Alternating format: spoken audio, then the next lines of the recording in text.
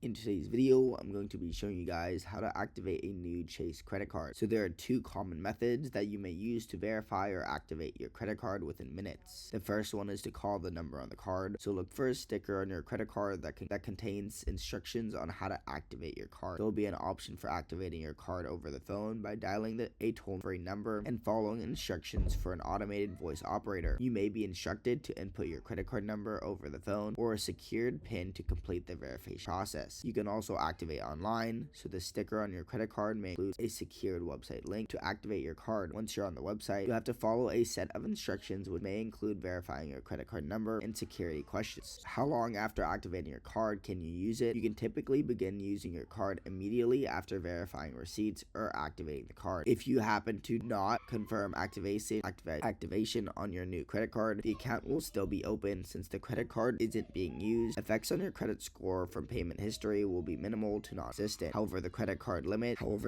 limit you are approved for will be allotted into the portion of your credit score's debt to income ratio. This would be 30% of your score that keeps track of your current debt and available credit. So even if you don't activate and use a new credit card, it'll still affect your overall credit score. If your credit card charges an annual fee, the annual fee will still be in effect even if you don't activate the card. There are two main methods for quickly activating a card. If you value convenience and want to activate your card quickly, you may want to opt for activating your card over the phone or online. Remember to read over your card member agreement when you activate the card so that you can be aware of any finalized interest rates, details, and learn about any rewards program you can enroll in. This is also a good time to enroll in an automated payment schedule or sign up for an online credit card or mobile app account. Keep in mind that if you don't activate the credit card, this doesn't mean that your card isn't affecting your credit score. If this helps you, make sure to subscribe. But for now, goodbye.